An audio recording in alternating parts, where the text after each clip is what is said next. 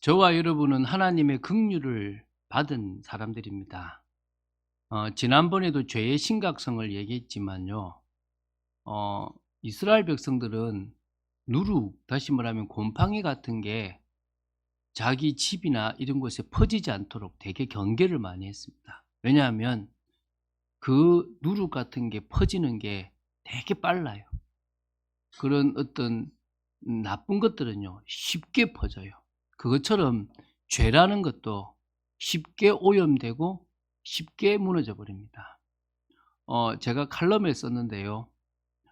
여러분, 나쁜 것들, 세상적인 것들은요, 빨리 갑니다.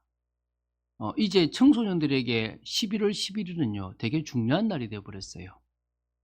뭐죠? 빼빼로를 주고받아요. 그래서 자기가 인산지, 아싼지도 알 수 있고, 여러 갖가지.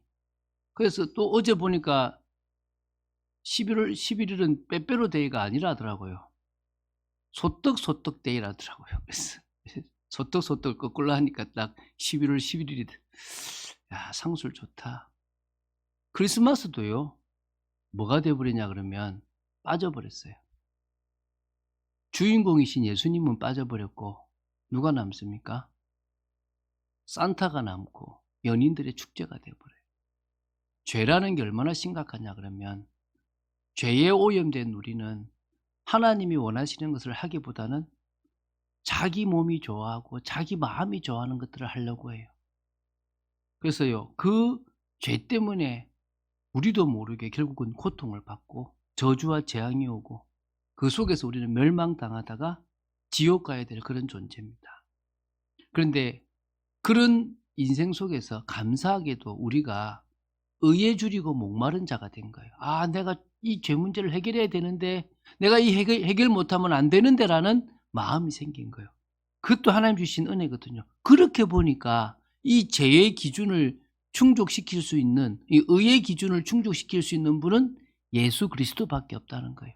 예수님이 십자가에서 대신 죽으심으로 말미암아 우리는 믿음으로 그 의의 기준을 채울 수 있게 됐다는 거예요. 그래서 오직 예수가 지날수록 답이 되는 거예요. 여러분, 이 답이 여러분 마음속에 탁 박히게 되기 바랍니다. 이거를 하나님이 우리에게 긍휼을 베풀어 주셨다는 거예요. 로마서 11장에도 나오고요. 에베소서에도 나오는 말씀인데 자격 없는 우리에게 뭘 주셨습니까? 긍휼을 베풀어 주셨어요. 도저히 구원받을 아무런 잘한 것도 하나도 없는 저희들에게 긍휼을 베풀어 주셨어요. 로마서 9장 15절에 이런 말씀하셨습니다. 하나님은요, 나는 긍휼히 여길 자를 긍휼히 여기고 불쌍히 여길 자를 불쌍히 여긴다. 많은 사람이 있는데요, 택했어요. 그래서 여러분 좀 안 맞는 말처럼 보이지만 꼭 맞는 말 같아요. 왕궁이 길을 턱 거니다가 궁녀 한 명이 봐요. 근데 그 궁녀 한 명을 내가 뭐요? 찍었어. 넌 내 거라고.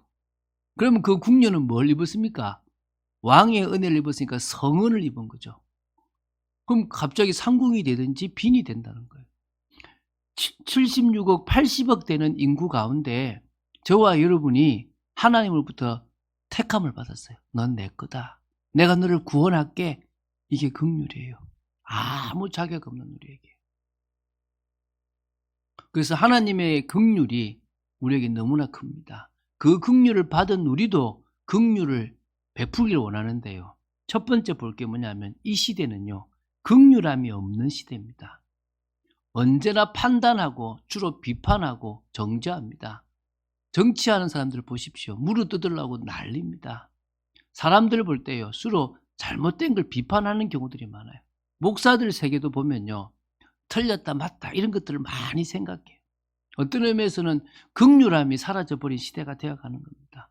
어느 시대냐? 많은 시대 있지만 두 시대를 보자는 거예요. 첫 번째가 예수님이 사셨던 그 시대에 바로 이제 로마의 그 지배 아래 있었던 헬라 문화가 아직도 많이 있었고 로마의 속국이 되었던 그 이스라엘 땅에 역시 뭡니까? 긍휼함이 없어요. 그럴 수밖에 없는 게요, 율법 시대를 가지고 있기 때문에 그래요. 율법은 판단하잖아요. 율법은 이렇게 뭐죠? 비판하고 정죄한단 말입니다. 너 나쁜 사람이네. 너 율법 어겼네. 너 죄인이네. 그리고 성경의 율법을 보면요, 뭐가 있냐면 악은 어떤 모양이라도 버려라. 가까이 하지 마라. 그래서 심지어요, 범죄한 사람 중에서 죽여야 될 사람들도 있어요. 간음을 한다든지 심각한 죄를 지은 사람은 죽이라. 그래서 그 악을 도려내라. 심지어요, 나병 환자는요, 아예 그 공동체 속에 있지 못하게 쫓아내라. 다른 데 살게 해라. 철저히 이 신앙 공동체를 거룩하게 보호해라. 이 말이거든요. 그러면 그것은 내가 죄에 대한 심각성을 알고 정말 조심해야 되겠다 이 생각인데, 자신은 몰래 죄를 짓고 있으면서 남의 죄를 비판하는 거예요. 그래서 이런 말이 있잖아요. 내가 하면 로맨스고 남이 하면 스캔들이라. 율법이란 것은요, 자기를 비춰보라고 주신 건데 자기는 비춰보지 않고 남을 비춰보는 거예요. 니 보니까 문제 있네. 당신 보니까 문제 있네. 집사람이 문제 있네. 이렇게 하는 거예요. 그래서 사실은 우리는요, 남을 볼 때는 복음의 눈으로 봐야 돼요. 집사님도 그럴 수 있다. 장로님도 저럴 수 있다. 그래, 얼마나 힘들었겠냐. 얼마나 저분의 인생이 힘들었겠냐라고 보는 거예요. 그리고 오히려 뭐요? 자기는 어떻게 보죠? 야, 네가 어떻게 구원을 받았는데 네가 그러냐? 이렇게 돼야 되거든요. 근데 어떻게 하죠? 내가 좀 잘못하면 뭐 복음인데 그럴 수 있지 이렇게 해요. 남이 잘못하면 어떻게 하죠? 어떻게 저럴 수가 있냐 이러는 거예요. 잘못된 거죠, 그죠? 오늘 여러분들은 바른 이 율법을 사용하시고 바른 복음을 사용하시게 되기 바랍니다. 그 시대는 그랬다는 거예요. 철저히 막 정죄하죠. 물론요, 과부나 나그네를 도와주는 구제도 있었어요. 근데 그게 주로 외식이에요. 왜 외식이냐 그러면 그 당시에 어떤 풍습이, 어떤 사상이 있었냐 그러면 부자는 하나님의 복 받은 거야. 일이 잘 되는 건 하나님이 역사하는 거야. 그럼 반대로 가난하다. 저 사람 뭐 잘못했나? 병들었다. 저 사람 죄가 있나? 이런 눈으로 바라본 거예요. 그러니까 너 무슨 죄 있어? 말해. 회개해. 이런 식의 정죄가 비판이 강했단 말이에요. 그러다 보니까 율법을 주신 진짜 목적은 사라져버리고 긍휼함이 사라져버린 거예요. 특히 그 당시에 바리새인들, 서기관들 이런 사람들은요, 가장 큰 율법을 가지고 사람들을 판단 정죄해요. 그러면 자기는 그래요. 길거리 어귀에서 기도하잖아요. 하나님, 저는 금식을 자주 하고, 하나님, 저는 구제도 하고, 저는 11조도 냅니다. 하나님, 저는 세리하고 다릅니다. 이러고 있는. 세리를 완전 죄인. 왜냐하면 사실 세리가 죄인이 맞아요. 세리가 공무원인데요, 월급 없는 공무원이에요. 그럼 어떤 거냐면 세리가 세금을 거두잖아요. 어떻게 하냐 그러면 이런 거예요. 야, 우리는 만약에 예를 들면 1,000만 원만 거두면 돼. 1,000만 원만 줘. 그렇게 얘기를 하면 이 세리들은 얼마나 그러냐? 2,000만 원을 거두든 3,000만 원을 거두든 상관이 없는 거예요. 그럼 뭐죠? 로마에다가는 1,000만 원만 주고 뭐 하면 되죠? 그 나머지는 자기 가져가면 돼. 그러니까 그 당시에 세리들은 어떤 사람들이냐면 이 이스라엘 백성들의 그걸 짜내는 나쁜 사람으로 보여요. 그러니까 당연히 저 죄인 취급했다는 거예요. 또 그리고 저 중간에요, 이 예루살렘과, 그러니까 예루살렘이 있는 곳과 저기 갈릴리 사이에 사마리아라는 땅이 있는데요. 그 사마리아라는 땅은 아시리아에 이렇게 멸망했어요. 근데 이 아시리아가 무슨 정책을 썼냐면 민족을 말살시키는 정책을 써가지고 거기에 있는 남자들을 데리고 저 다른 나라에 가고 다른 나라의 남자들을 이 사마리아 땅의 여자들에게 풀어버린 거예요. 그러니까 뭐죠? 혼혈이 돼버린 거예요. 저 불결한 개 취급, 개보다 더 못한 취급을 한 거예요. 그러니까 한마디로 사마리아 땅에 안 가는 거예요. 멀리 돌아가지고 저 불결한 곳에 나는 있을 수 없다 이런 거예요. 한마디로 되게 판단과 정죄가 많은 시대였다는 거예요. 그때 예수님이 뭐냐? 긍휼히 여길 줄 아는 네가 긍휼히 여김을 받을 수 있다라고 얘기하는 거예요.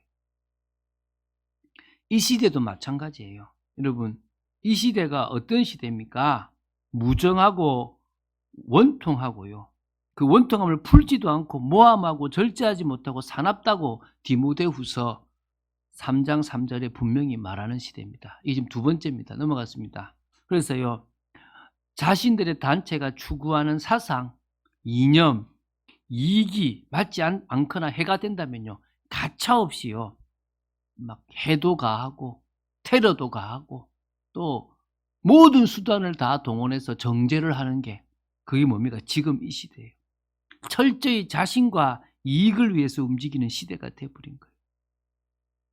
로마서 2장에요. 어떤 시대냐 그러면요, 1절부터 5절에 이런 말이 나와요. 남을 판단하기를 너무 잘하는 거예요. 너는 보니까 코가 삐뚤어, 너는 키가 작아, 너는 보니까 말이 더듬어, 이것처럼요. 너는 뭐가 문제야, 잘못했어, 계속 끄집어내요. 근데 로마서 2장이 이래요. 판단하는 너희들아, 너는 하나님으로부터 심판을 받지 않을 줄 아느냐. 판단하는 네가 똑같은 죄를 짓고 있다. 그런 이야기를 로마서 2장 1절부터 5절에 말씀하고 계세요. 많은 사람들이 뭐하고 있단 말입니까? 판단하고 있어요. 정죄하고 있는 거죠. 끌어내리려고 하고 자기가 올라가려고 그래요. 자기면 잘하는 줄 알아요. 그런데 뭡니까? 지금 정치권에 가장 많이 쓰는 단어가 뭐죠? 내로남불. 뭐 자기는 안 그런, 다만 계속 욕하고 자기는 그러고 그런 삶을 살아요. 지금 이 세대가요, 그 영향을 너무나 많이 받았어요. 여러분, 세 번째요, 긍휼함을 보여주시기 위해서 예수님께서 오셨습니다. 이게 가장 중요한 거예요. 잘 생각해 보십시오. 예수님이 사셨던 시대에 예수님이 그렇게 정죄하는 사람들에게 이렇게 말씀하셨어요. 야, 누가 너희들의 이웃이 되겠냐? 그러면서 비유를 들었어요. 어떤 사람이 강도를 만나서 누워있는데 레위인도 그냥 지나가고 제사장도 그냥 지나가는데 어느 사마리아 여인이 그 사람을 자기 나귀에 태워서 주막에 데리고 가서 그 치료하고 먹이고 또 갈 때 그 주인에게 돈을 더 주면서 이 사람이 치료될 때까지 해주라 라고 돈을 주고 간다. 누가 이 사람에게 이웃이냐? 누굽니까? 긍휼을 베푼 자입니다. 누가 긍휼을 베풀었습니까? 그 여인 사마리아. 그래서 그를 선한 사마리아인 비유라 그래요. 여러분, 우리 시대에요, 공감할 수 있도록 SNS부터요, 너무나 많아요. 진짜 소통이 너무너무 잘 돼요. 그런데요, 딱 자기 중심적이고 이익 중심적이다 보니까 결국 어떻게 됩니까? 너무나 큰 단절이고 소통할수록 상처를 받아요. 그래서 사람들이요, 동물을 키워요. 왜 애완견을 키우는지 아십니까? 이유는 간단해요. 사람은 너무 힘들어. 맞추기도 힘들고 상처도 너무 많이 받아. 그런데 어떤 거죠? 동물은요, 개는요, 끝까지 자기를 사랑해 주거든. 그러니까 어떻게 됩니까? 그 속에 지금 사람보다 동물이 더 나으니까 애완견을 키우고 내 새끼라, 내 친구다, 이렇게 얘기하고 있는 거예요. 이런 시대에 예수님께서 오셨습니다. 뭐하러 오셨습니까? 공감하러 오셨어요. 공감하러. 어제도 저희 아내하고 길을 가는데 오토바이 라이더 배달하시는 분이 이렇게 막 빨리 가거든요. 그래서 막 저 위험하다면서 저 진짜 문제다 그러거든요. 근데 저는 사실은 좀 관대해요. 왜 관대한지 아십니까? 제가 군대 제대하고 오토바이 배달했거든요. 음식 배달. 그거 한 몇 개월 했거든요. 아, 이거 시간을 단축하고, 이게 진짜요. 불법을 안 하면 배달 못 합니다. 시간 맞춰서 그거 절대 못 해요. 정말 위험해요. 근데 정말 힘들거든요. 그러니까 불법을 할 수밖에 없고 빨리 갈 수밖에 없어요. 제가 그 이해하니까요. 제 아내는 저 지나가서 소리도 시끄럽고 막 위험해 보이는데 저는 그냥 뭐요? 그럴 수 있어. 저 안 위험해. 괜찮아. 저 얼마나 급한 줄 알아. 이제 이렇게 되는 거예요. 예수님이 우리하고 똑같이 되셨어요. 우리와 똑같은 죄인의 몸을 입었고요. 우리와 똑같이 볼품없는 모습으로, 정우성이나 이런 연예인 잘생긴 사람 온 게 아니라 볼품이 없는 분으로 오셨어요.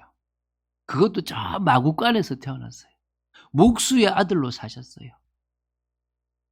그러니까 우리가 당했던 모든 것을 다 당했어요. 그래서 이렇게 나옵니다. 뭐라 나오냐면 히브리서 4장 15절에 우리에게 있는 대제사장은 우리의 연약함을 동정하지 못하실 리가 아니요 체휼하지 못하실 리가 아니에요. 체휼했단 말이에요. 체휼하신 분이래요. 경험하신 분이라는 거예요. 모든 일에 우리와 똑같이 시험을 받으신 이로되 죄는 없다라고 얘기하시는 거예요. 여러분, 예수님께서 우리를 위해서 공감하러 오셨어요. 어떤 사람이 저한테 얘기해요. 아니, 목사님 이해가 안 돼요. 저도 과거에 그랬어요. 제가 남들을 몰랐을 때는요, 이해를 못했어요. 그런데 진짜 제가 긍휼을 받고 나서 어떤 상태인지를 알고 사람들을 경험해 보니까 그럴 수밖에 없다는 것들을 알겠더라고요. 아, 왜 저 친구가 저럴 수밖에 없고 왜 저 사람이 저럴 수밖에 없는지 알겠는 거예요. 왜 중독에 빠지고 왜 사람들을 배신할 수밖에 없는지 알겠더라는 거예요. 제가 그게 이해가 되더라는 거예요. 마태복음 9장 36절에요. 예수님께서 뭐라 말씀하시냐면요. 저 이스라엘 백성들을 보니까 목자가 없는 양 같아요. 이끌어주는 지도자가 없는 양인데 유리하고 방황하는 거예요. 그 무리들을 보시면서 불쌍히 여기 애간장이 녹았다는 거예요. 여러분, 그 밀림에 이렇게 강을 배 타고 쭉 가다가 새끼 원숭이가 한 마리 있었어요. 그 새끼 원숭이를 잡은 거예요. 잡아서 가니까 어미 원숭이 같은 좀 큰 원숭이 계속 울면서 따라오더라는 거예요. 계속 한 1시간 2시간쯤 가는데 계속 따라오는 원숭이가 갑자기 따라오지 않아서 갔나 싶어서 그냥 이렇게 다시 이제 이렇게 돌아가는 길에 보니까 죽어 있더라는 거예요. 죽어 있어서 이렇게 그 사람이 그 중에서 이제 좀 그거 이렇게 좀 이렇게 의술을 한 사람도 있으니까 그 의사님이 배를 째본 거예요. 배를 째보니까요, 창자가 토막토막 나 있더라는 거예요. 토막토막. 자기 새끼를 잃어버린 그 엄마의 애절함이 너무나 강해가지고 나중에는 토막 나서 죽어버린 거예요. 그 애간장이 녹는다는 표현이 불쌍히 여긴다는 표현이에요. 주님이 이 세상에 있는 당신의 백성을 보실 때 그 마음으로 바라보셨다는 거예요. 마태복음에만 불쌍히 여긴다는 표현이 많아요. 마태복음 14장 14절에 큰 무리를 보시고 불쌍히 여기셔가지고 병자들을 고쳐주셨고요. 마태복음 15장 32절에 너무 많은 무리가 모였는데 배가 고플 것 같아서 불쌍히 여기셔서 오병이어로 5,000명을 먹이셨습니다. 마태복음 20장 34절에 맹인을 불쌍히 여기셨어요. 고치셨어요. 긍휼히 여기는 마음이 있었기 때문에 그들에게 역사하셨던 거예요. 마가복음은 치유가 더 많아요. 거기는 불쌍히 여긴다는 표현들이 훨씬 더 많이 나와요. 여러분, 긍휼히 여기는 하나님의 그 긍휼하심이 어떤 건지 마태복음 18장 23절부터 35절에 나와요. 그게 무슨 비유냐? 1만 달란트 비유예요. 제가 몇 번 이야기했죠. 어떤 주인이 있는데 종 한 명이 1만 달란트를 빚진 거예요. 갚으라고 하는데 주인님 죄송합니다. 제가 갚을 능력이 없습니다. 근데 그걸 탕감했어요. 한 100만 원쯤 되는 줄 보이죠. 여러분, 금 1달란트가 무게로 따지면요, 금으로 34kg이에요. 34kg.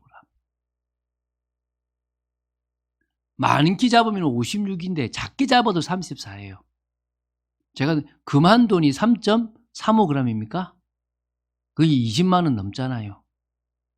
그럼 곱하기 공이 몇 개예요? 4개라 4개. 그게 1달란트예요. 요새 20만 원도 금 싸잖아요. 그죠? 근데 그게 1달란트가 아니라 얼마라고요? 1만 또 공을 또 4개를 더 붙여야 돼.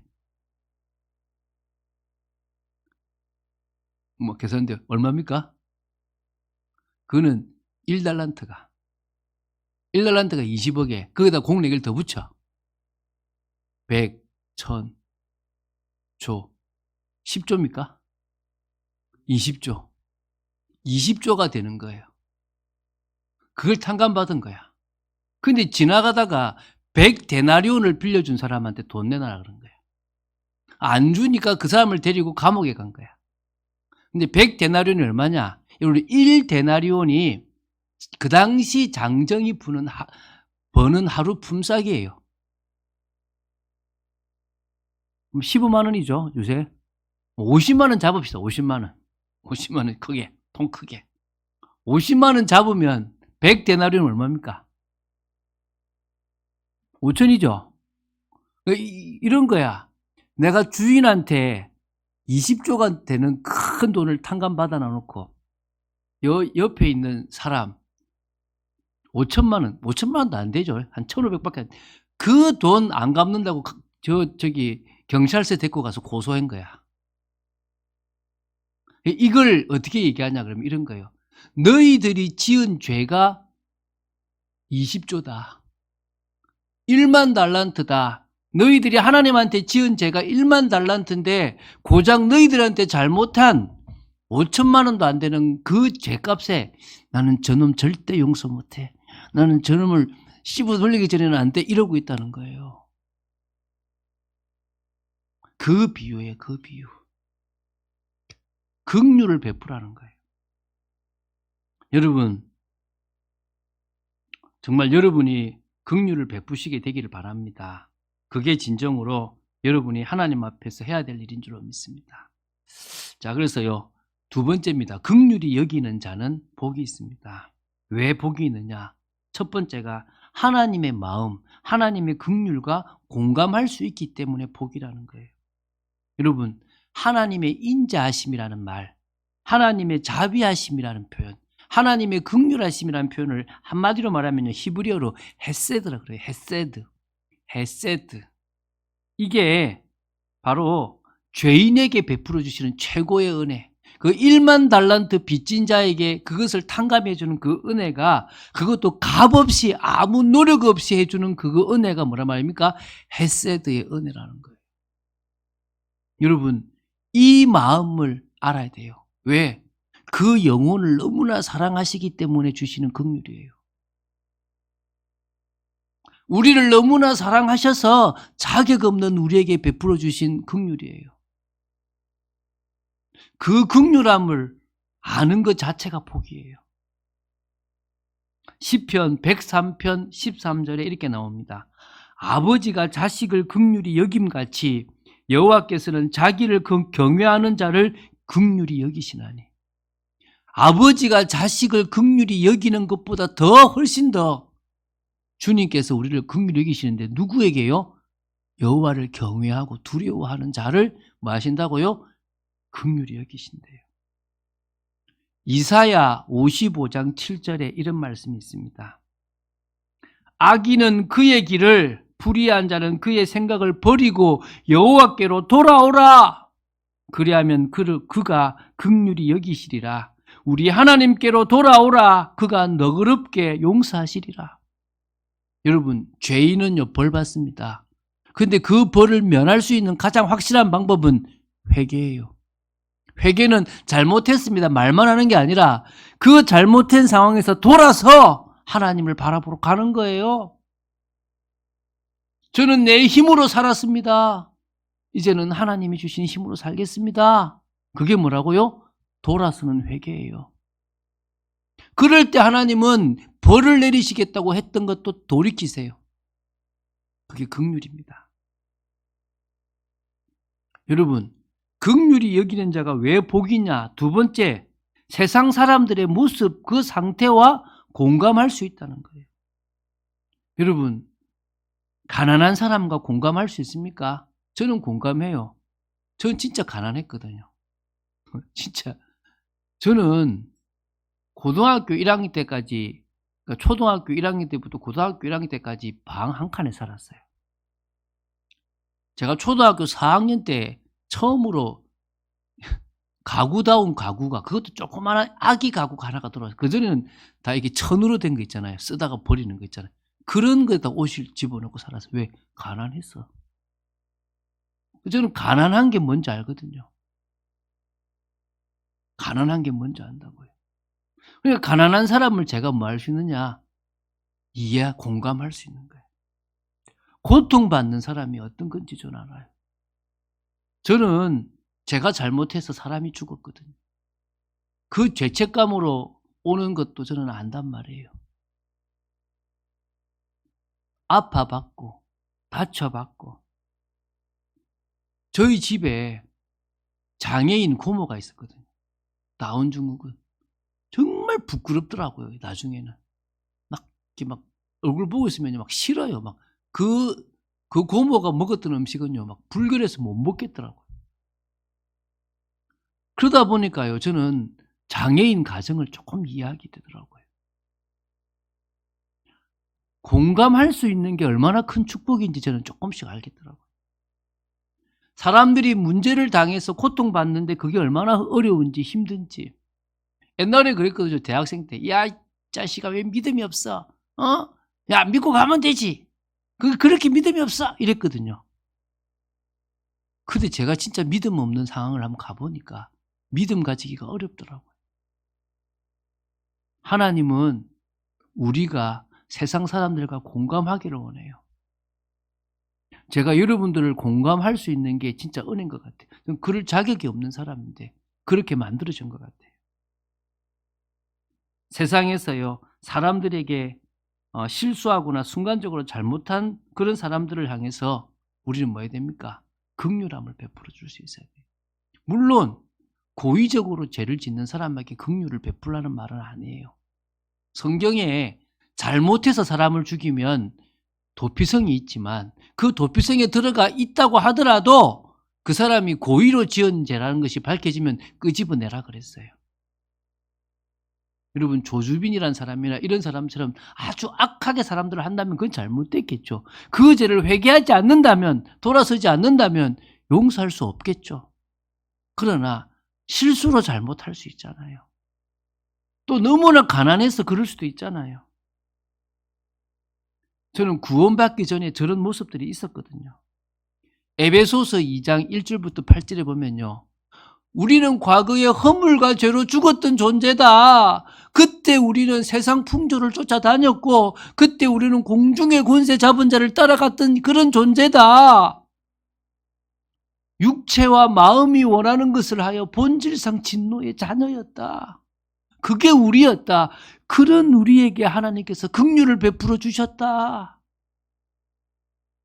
그걸 알면요, 교회에 와서 조금 실수하고 좀 죄 짓는 사람 감싸 줄 수 있어요.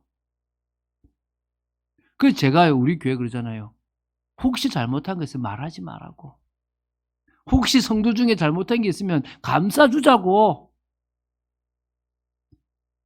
우리는 긍휼을 받은 사람이잖아요. 베드로전서 2장 10절에도 이런 말씀이 나옵니다. 너희가 전에는 백성이 아니더니 이제는 하나님의 백성이요 전에는 긍휼을 얻지 못하였더니 이제는 긍휼을 얻은 자라. 할렐루야. 저와 여러분이 그런 사람들입니다. 세상 사람들이 자기 삶이 정당하다 그렇게 말할 사람이 있겠습니까? 사실 없습니다. 저는 세상 사람들을 옳다라고 말하고 싶지 않습니다. 틀린 것은 틀렸다고 말하고 싶습니다.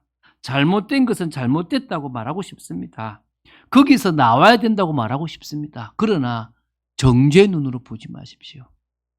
여러분 가족 중에 혹시 죄인이 있다면, 혹시 여러분 가족 중에 동성연애자가 있다면, 혹시 여러분 가족 중에 무속인이 있다면 어떻게 보시겠습니까? 조금 다른 눈으로 보지 않겠습니까? 최소한 저 사람이 저럴 수밖에 없는 상황을 알고 도와줘야 될 거 아니겠습니까? 구원받을 수 있는 길이 있다. 너에게 하나님이 사랑을 주시려고 그런다. 물론 너의 그 죄 있는 모습 그대로 있으면 안 된다. 돌아서려고 마음먹는다면 하나님은 너를 사랑한다. 서울에서 큐어 축제가 있어요. 잘못된 거죠, 분명히. 기독교인들은 잘못됐다, 악하다. 저는 그거 잘못됐다고 생각돼요. 그런데 더 잘못된 건 뭔지 아십니까? 거기에 교회를 세워놓고 와라, 하나님은 당신들도 사랑한다. 그건 더 잘못된 거예요. 그럼 어떻게 됩니까? 어떻게 보면 가족의 심정으로, 부모의 심정으로 하나님은 당신들이 돌아오기를 원한다. 당신들 때문인지 영적 문제 때문인지 당신들이 지금 그 고통 속에 있는데 그게 나쁘다 좋다를 떠나서 지금 그 속에서 빠져나오기를 하나님은 원하시고 그 길로 예수 그리스도를 보내주셨다. 그게 우리가 해야 될 거예요. 무속인을 당할 때도 저주 손가락이 아니라 얼마나 힘드냐. 귀신에게 시달리는 게 얼마나 힘드냐.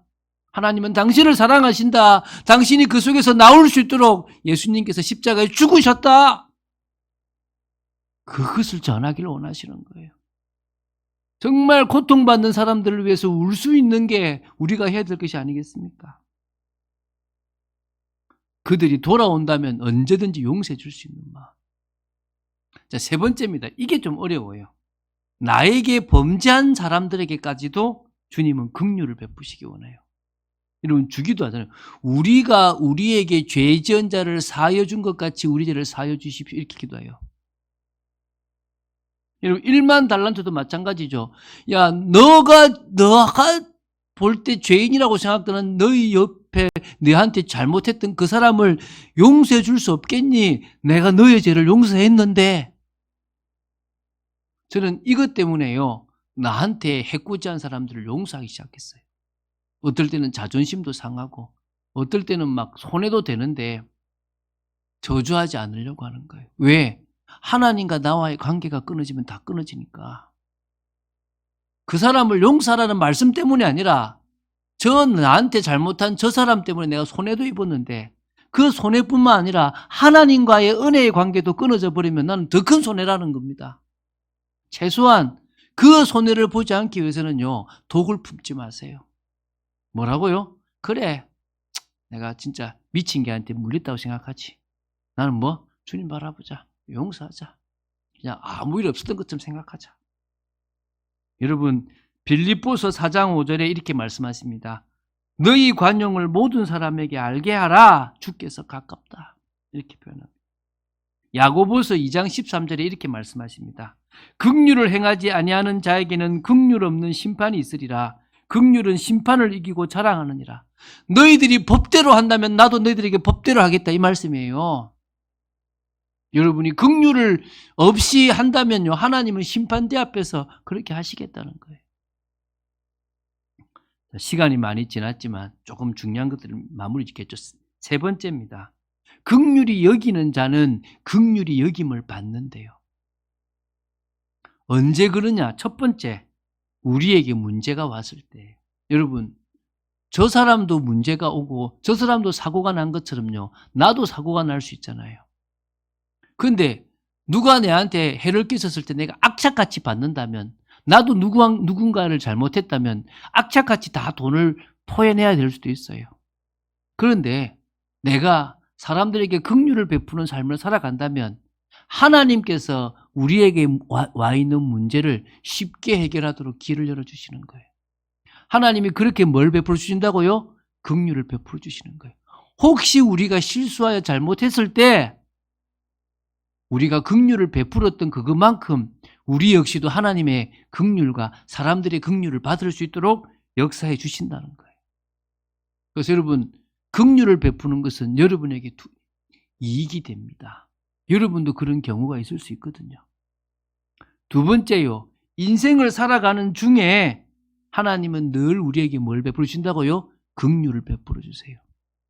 문제나 어려움 속에 눌리지 않도록 해방과 자유와 기쁨과 은혜를 늘 채워주시는 겁니다. 연약한 우리의 필요를 채워주십니다.